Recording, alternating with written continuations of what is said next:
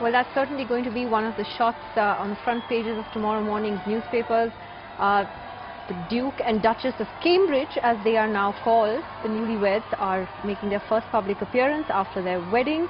The service has just ended and they're now in the same carriage that William's parents took after their marriage in 1981 as they head to Buckingham Palace. Emma Birchley of Sky News joins us from London with more on what to expect. Emma, these are pretty fantastic scenes from London. Everyone's very excited, clearly, by this wedding. Tell us what you can see. Well, I'm in Whitehall just waiting to see the carriage turn the corner from Parliament Square into Whitehall on its journey back to Buckingham Palace. Prince William and his wife, Catherine Middleton, in the 1902 State Landau. There was concern that if it had been raining, they would have been in the enclosed glass coach. But instead, they are in the open carriage, which gives everyone a chance to see them as they make their way back to Buckingham Palace for that reception that's being held by the Queen. 650 of the 1,900 guests have been invited to that reception where they will be served canapes, 2 courses of canapes during this afternoon reception before Kate and William appear on the balcony for that kiss that everyone's been waiting for. And what are the reactions to the dress? We now know that it is Alexander McQueen. It's Sarah Burton for Alexander McQueen. And what are the initial reactions on the blogs or just ordinary folks? Do they like it? Do they hate it? What do they say?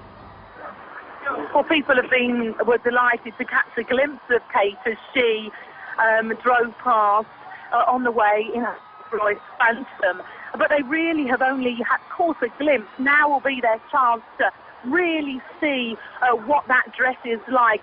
There were some people that thought she would go for something more simple, but that beautiful lace has really caught the imagination of people who did catch a glimpse as she drove past in that Rolls-Royce.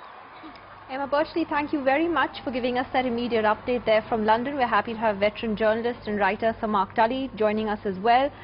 Your first thoughts today, Sir Mark Tully?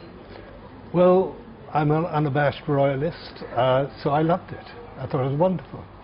You're sitting next to a skeptic. well, there have to be skeptics as well.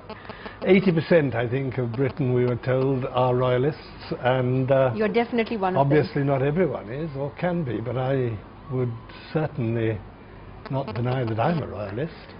Why is Britain so happy today to see the two of these come together? I mean, what is it about them that's lifted the mood overall? Well, I think, as I said, the royal family is very popular. I think that this wedding is a wonderful combination of modernity and tradition. I'm a great believer that all tradition should not be chucked out of the window. I just think it's a demonstration, really, of the fact that people love to have ceremony. They love to have something to rejoice in, to be happy about, to take their minds off the rather dreary things which are happening in Britain, particularly in the economic scene. And I personally see nothing wrong in that.